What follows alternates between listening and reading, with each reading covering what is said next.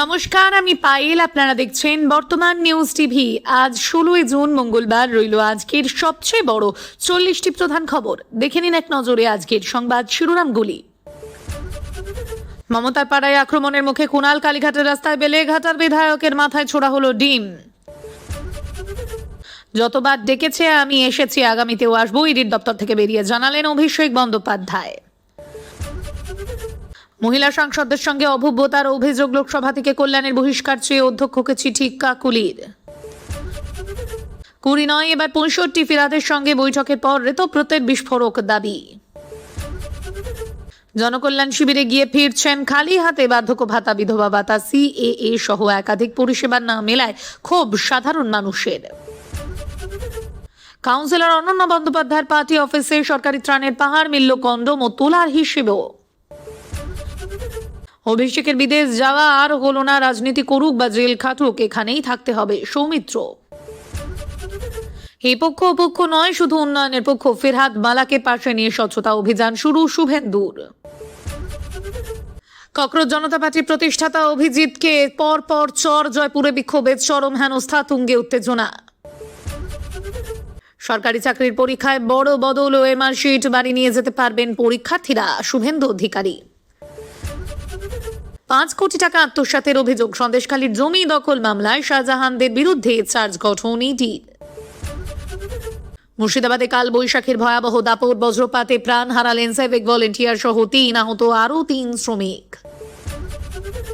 15 মিনিটের সেই অডিও ক্লিপের অভিষেক কি আপনি? নিয়োগ দুর্নীতিতে ইডির প্রশ্নবাণ অভিষেক বন্দ্যোপাধ্যায়কে। গেটের বাইরে ক্রুদ্ধ জনতা, ভিতরে কান ধরে হাওমাও করে কাঁদছেন তৃণমূল পঞ্চায়েত প্রধান।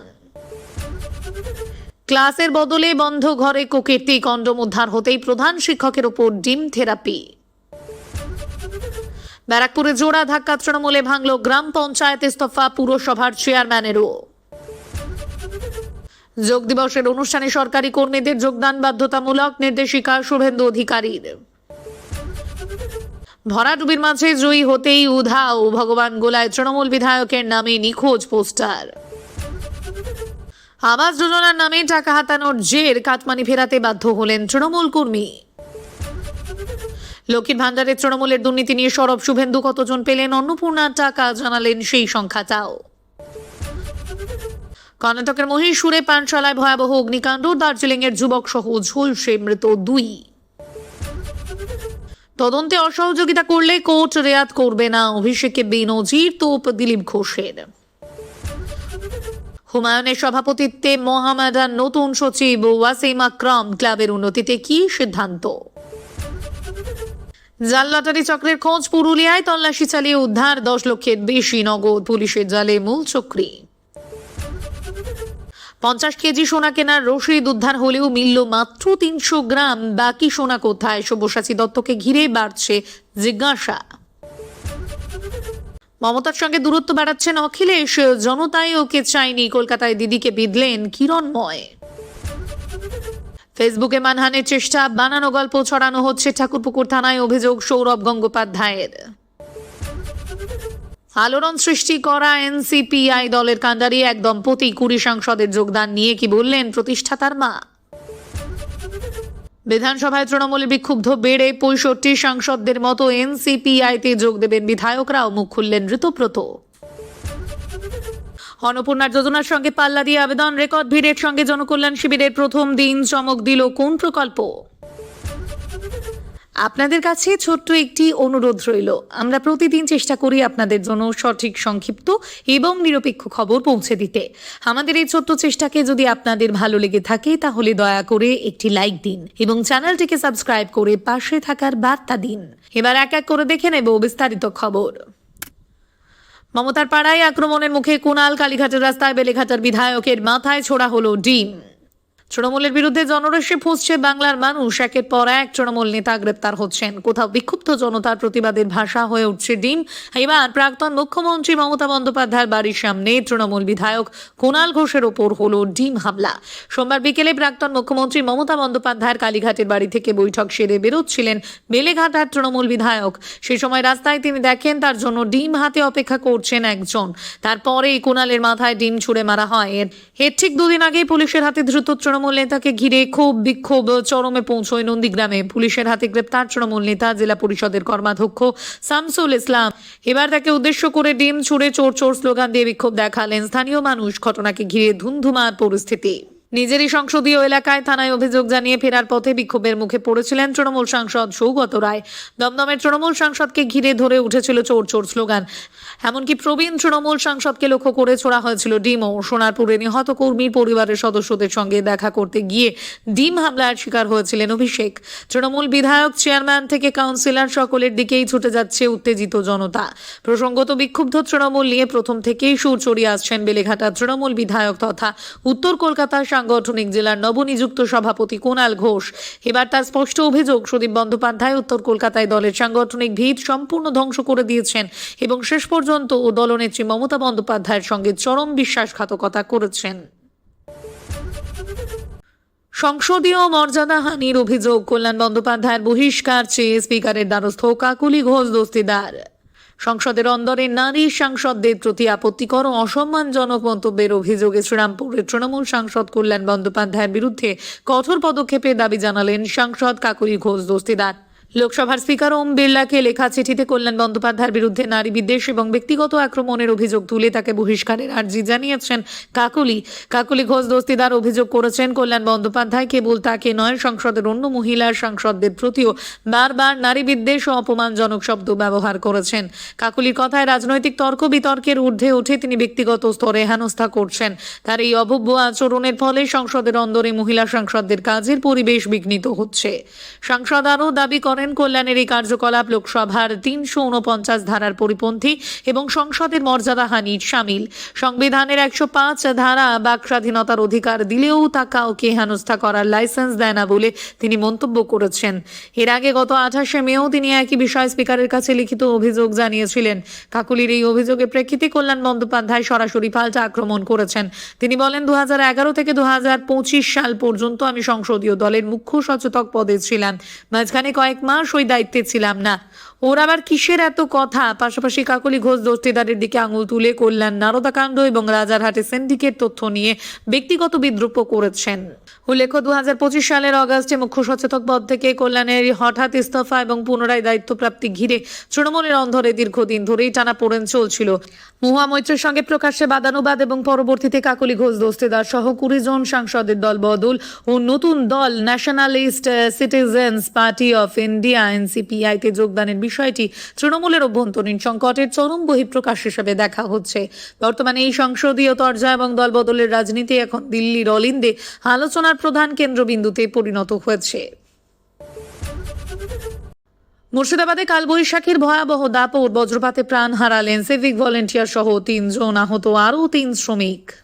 সোমবার বিকেলের আচমকা কালবৈশাখীর দাপট কেড়ে নিল ৩টি তাজা প্রাণ। মুর্শিদাবাদ জেলার দুটি পৃথক এলাকায় বজ্রপাতের জেরে মৃত্যু হল এক সিভিক ভলেন্টিয়ার এবং পদ্মা নদীর ভাঙন রোধের কাজে নিযুক্ত ২ শ্রমিকের। এই ঘটনায় আরও ৩ জন শ্রমিক গুরুতর জখম হয়ে হাসপাতালে চিকিৎসাধীন। আকস্মিক এই প্রাকৃতিক বিপর্যয়ে শোকের ছায়া নেমে এসেছে জেলা জুড়ে। প্রথম ঘটনাটি ঘটেছে বরঞ্চা থানা এলাকায়। পুলিশ সূত্রে জানা গিয়েছে, মৃত যুবকের নাম সুব্রত ঘোষ, বয়স ৩৬। তিনি বরঞ্চা থানারই একজন কর্মরত সিভিক ভলেন্টিয়ার ছিলেন।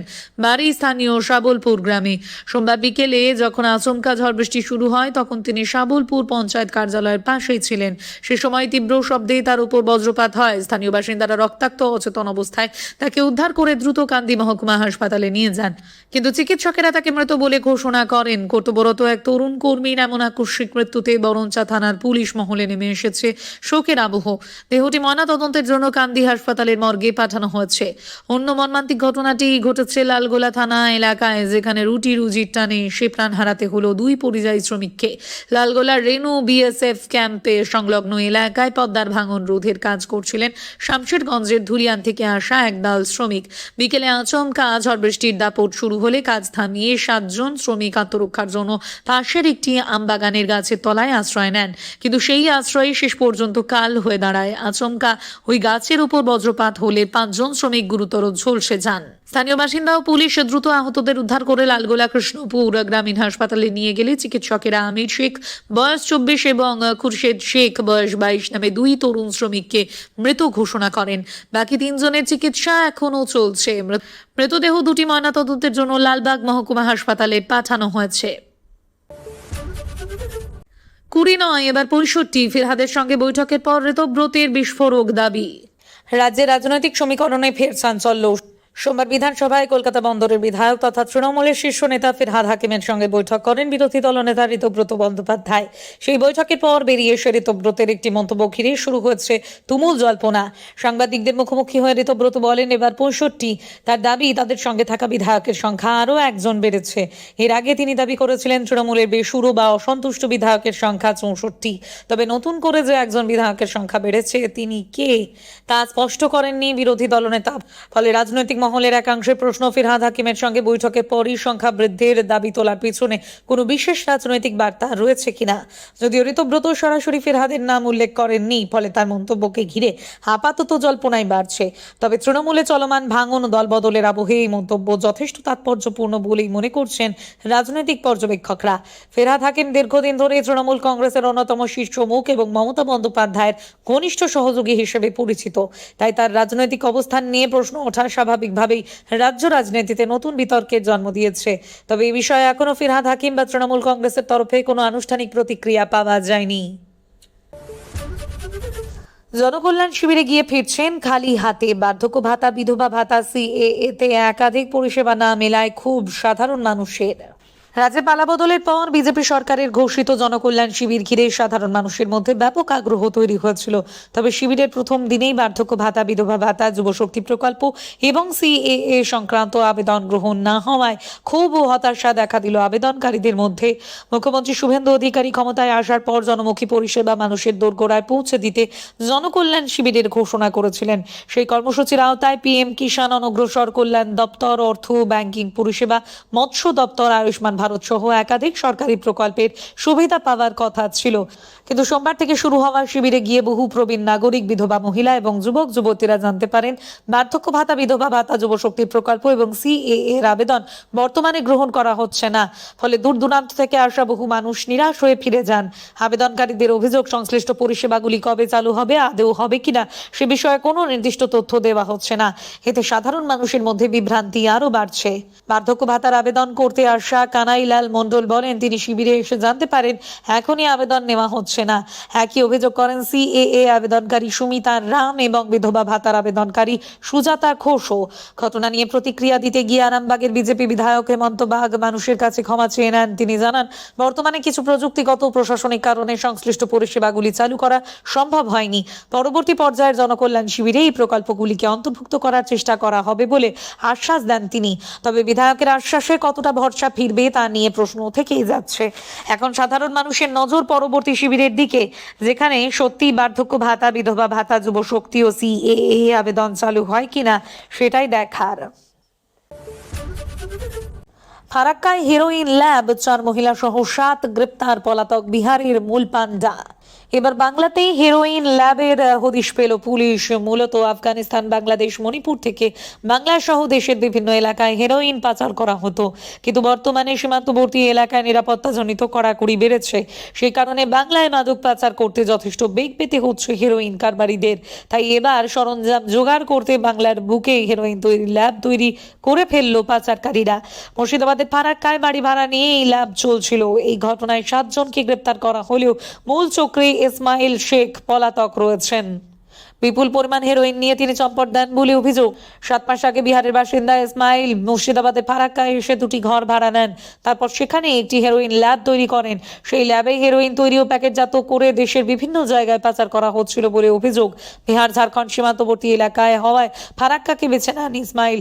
সোমবার দুপুরে গোপন সূত্রে খবর পেয়ে ফারাক্কা থানার পুলিশ নিউ ফারাক্কায় 12 নম্বর জাতীয় সড়কের ধারে লোহাপট্টির এই ল্যাবে হানা দেয় পুলিশ। সেখান থেকে হাতে নাতে গ্রেপ্তার করা হয় 7 কারবারিকে। ধৃতদের মধ্যে 4 জন মহিলা, যেখানে 300 গ্রাম হেরোইন, কয়েক লক্ষ নগদ টাকা এবং হেরোইন তৈরির বিভিন্ন সরঞ্জাম বাজেয়াপ্ত করা হয়েছে। তবে পুলিশ আসার আগে বিপুল পরিমাণ হেরোইন নিয়ে পালিয়ে যান এই কারবারের মূল পান্ডা ইসমাইল শেখ। তার সন্ধানে তল্লাশি শুরু করেছে পুলিশ।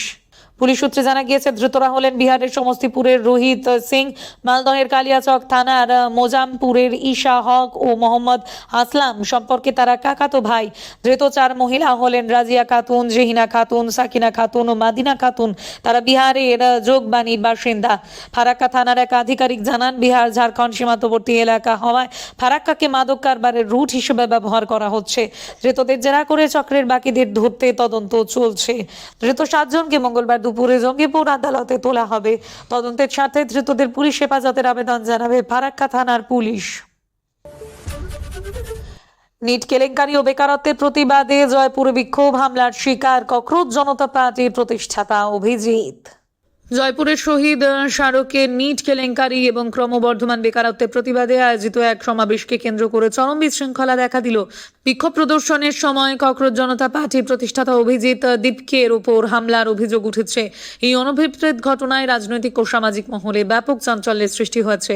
সোমবার নিট কেলেঙ্কারি ও বেকারত্ব এই 2 জ্বলন্ত ইস্যুতে জয়পুরের শহীদ সড়কে একটি প্রতিবাদ সমাবেশের ডাক দিয়েছিলেন অভিজিৎ দীপকে।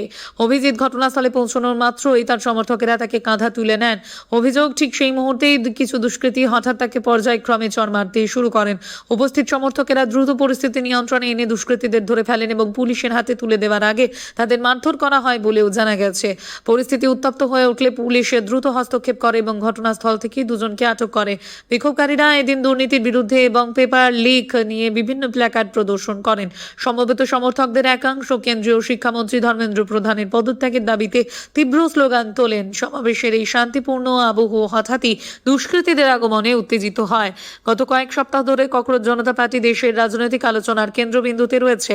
কোনো আনুষ্ঠানিক রাজনৈতিক দলের মর্যাদা না থাকলেও সোশ্যাল মিডিয়ায় এই জনপ্রিয়তা বড় বড় রাজনৈতিক দলকেও ছাড়িয়ে গিয়েছিল। তবে সম্প্রতি জাতীয় নিরাপত্তার কারণ দেখিয়ে কেন্দ্রীয় নির্দেশে এই পার্টির এক্স অ্যাকাউন্টটি বন্ধ করে দেওয়া হয়েছে। এ বিষয়ে অভিজিৎ দীপকে অভিযোগ, আমাদের অ্যাকাউন্ট থেকে কোনো অন্যায় বা উস্কানিমূলক মন্তব্য করা হয়নি, কেবলমাত্র সামাজিক ইস্যু নিয়ে কথা বলা হয়েছিল। কেন এই অ্যাকাউন্ট রুখে দেওয়া হলো তার কোনো সদুত্তর সরকার দেয়নি। বর্তমানে এই ঘটনার জেরে জয়পুরের রাজনৈতিক উত্তাপ ক্রমশ বাড়ছে। সে সঙ্গে সোশ্যাল মিডিয়ায় আলোচনার কেন্দ্রবিন্দুতে উঠে এসেছে এই সংগঠনের উপর সরকারি বিধিনিষেধের বিষয়টিও। জমি দখল করে 5 কোটি আত্মসাৎ, সন্দেশখালী শাহজাহানের বিরুদ্ধে চার্জ গঠন ইডির। সন্দেশখালীতে জমি দখলের মামলায় চার্জ গঠন করল এনফোর্সমেন্ট ডিরেক্টরেট ইডি। আজ কলকাতা ইডির বিশেষ আদালতে শাহজাহান শেখ সহ 4 জনের বিরুদ্ধে চার্জ গঠন প্রক্রিয়া সম্পন্ন হয়েছে। ইডির অভিযোগ, সন্দেশখালীতে ভয় দেখিয়ে জমি জবরদখল করা হতো। এরপর সেই সব জমি থেকে টাকা উপার্জন চলতো। এভাবে উপার্জন করা মোট 5 কোটি টাকা শনাক্ত করেছেন তদন্তকারীরা। ইডির এই মামলায় 7 জুলাই সাক্ষ্য গ্রহণ পর্ব শুরু হবে। শাহজাহানের বিরুদ্ধে সন্দেশখালীতে গ্রামবাসীদের উপর অত্যাচার সহ নারী নির্যাতন, জমি দখল, দুর্নীতির একাধিক অভিযোগ রয়েছে। সিবিআই এর হেফাজতে থাকাকালীন দুর্নীতির অভিযোগে তাকে হেফাজতে নেয় ইডি। জানা গেছে, শাহজাহান ছাড়াও আরো 3 জনের নাম ইডির চার্জশিটে রয়েছে। তারা হলেন আলমগীর শিবপ্রসাদ হাজরা ও দিদার বক্স মোল্লা। ইডির এই মামলায় 7 জুলাই সাক্ষ্য গ্রহণ শুরু হবে। জানা গিয়েছে, এই মামলায় 30 জন সাক্ষী রয়েছেন। অভিযুক্তদের বিরুদ্ধে জমি দখল করে কোটি কোটি টাকা আত্মসাৎ করার অভিযোগ রয়েছে। উল্লেখ্য, রাশন দুর্নীতি মামলায় 2024 সালের জানুয়ারি মাসে সন্দেশখালীতে শাহজাহান শেখের বাড়িতে অভিযান চালাতে গিয়েছিল ইডি, কিন্তু শাহজাহানের বাড়ি পর্যন্ত পৌঁছানোর আগেই তদন্তকারী আধিকারিক ও কেন্দ্রীয় বাহিনীর জওয়ানদের উপর হামলা হয়। এরপর থেকে বেপাত্তা হয়ে যান শাহজাহান। পরে তাকে গ্রেপ্তার করে পুলিশ। এরপর তাকে তুলে দেওয়া হয় সিবিআই এর হাতে। তার বিরুদ্ধে সন্দেশখালীতে গ্রামবাসীদের উপর অত্যাচার সহ নারী নির্যাতন, জমি দখল, দুর্নীতির একাধিক অভিযোগ রয়েছে। সিবিআই এর হেফাজতে থাকাকালীনই দুর্নীতির অভিযোগে শাহজাহানকে হেফাজতে নেয় ইডি। আজ জমি দখল মামলায় তার বিরুদ্ধে চার্জ গঠন করা হলো। টানা 11 ঘন্টার জেরা অবশেষে সিজিও কমপ্লেক্স থেকে বেরোলেন অভিষেক। প্রাথমিকে নিয়োগ দুর্নীতি মামলার তদন্তে ইডির তলবে হাজিরা দিলেন ডায়মন্ড হারবারের সাংসদ অভিষেক বন্দ্যোপাধ্যায়। সোমবার বেলা 11টা নাগাদ সিজিও কমপ্লেক্সে পৌঁছন তিনি এবং দীর্ঘ 11 ঘন্টার জিজ্ঞাসাবাদের পর ইডি দপ্তর থেকে বেরিয়ে আসেন। রাত 10টা নাগাদ ইডির দপ্তর থেকে বেরিয়ে অভিষেক বলেন, গতকাল সিআইডি আমাকে তলব করেছিল, আমি গিয়েছিলাম। প্রায় 8.5 থেকে 9 ঘন্টা জিজ্ঞাসাবাদ করেছে। আজ সকাল 11টার আগে এসেছি। 11 ঘন্টা আমাকে জিজ্ঞাসাবাদ করেছে। এই ঘটনায় আমাকে শেষবার ডাকা হয়েছিল 2023 সালে। আমি তখনও এসেছিলাম। সব মিলিয়ে 10-12 বার আমি কেন্দ্রীয় তদন্তকারী সংস্থার সামনে উপস্থিত হয়েছি। আমার সামর্থ্য অনুযায়ী সাহায্য করেছি। এর পাশাপাশি তিনি অভিযোগের সুরে বলেন, বিরোধীরা যাতে বিরোধী দলনেতার স্বীকৃতি না পায় সেই কারণে ষড়যন্ত্র হয়েছে। দল ভাঙানো, বিধায়ক সাংসদ ভাঙানো হয়েছে। এসব করে কোনো লাভ নেই। গলা কেটে দিলেও আমরা আত্মসমর্পণ করার লোক নয়। সোমবার অভিষেকের হাজিরা ঘিরে সিজিও কমপ্লেক্স চত্বরে কোনো বাড়তি পুলিশি নিরাপত্তা বা কেন্দ্রীয় বাহিনীর উপস্থিতি দেখা যায়নি। আগে যখন তিনি ইডির দপ্তরে আসতেন তখন যে কঠোর সতর্কতা বা সাংবাদিকদের প্রবেশ নিয়ন্ত্রণ করা হতো, সোমবার তেমন কোনো তৎপরতা চোখে পড়েনি। দীর্ঘদিন ধরেই প্রাথমিকে নিয়োগ দুর্নীতির তদন্ত চালাচ্ছে ইডি। সিবিআই এর চার্জশিটে উঠে আসা একটি অডিও ক্লিপ যেখানে চাকরির টাকা অভিষেক বন্দ্যোপাধ্যায়ের কাছে পাঠানোর উল্লেখ রয়েছে, তা নিয়ে কেন্দ্রীয় তদন্তকারী সংস্থাটি বিস্তারিত জানতে চায়। এছাড়া অভিষেকের সংস্থা লেপস অ্যান্ড বাউন্ডস এর আর্থিক লেনদেনের নথিপত্র এবং কালীঘাটের কাকু সুজয় কৃষ্ণ ভদ্রের কণ্ঠস্বরের নমুনার প্রেক্ষিতে জিজ্ঞাসাবাদের প্রক্রিয়া এগিয়ে নিয়ে যেতে চায় ইডি। রবিবার বিধানসভায় সই জাল সংক্রান্ত মামলায় ভবানী ভবনে সিআইডির মুখোমুখি হয়েছিলেন অভিষেক। সেখানে কুণাল ঘোষের সঙ্গে তাকে মুখোমুখি বসিয়ে জেরা করা হয়। হাইকোর্টে অভিষেককে তদন্তে সহযোগিতার নির্দেশ দিলেও আগামী 2 সপ্তাহের জন্য তার বিরুদ্ধে কোনো কঠোর পদক্ষেপ না নেওয়ার কথাও জানানো হয়েছে। তবে মনে রাখা প্রয়োজন, প্রাথমিক নিয়োগ দুর্নীতি মামলায় অভিষেকের কোনো রক্ষা কবচ নেই। এই ছিল আজকের কিছু গুরুত্বপূর্ণ আপডেট। আরও নতুন খবর ও বিশ্লেষণ নিয়ে খুব শিগগিরই আবার হাজির হব। ততক্ষণ সুস্থ থাকুন, ভালো থাকুন। আপনারা দেখছিলেন বর্তমান নিউজ টিভি। ধন্যবাদ।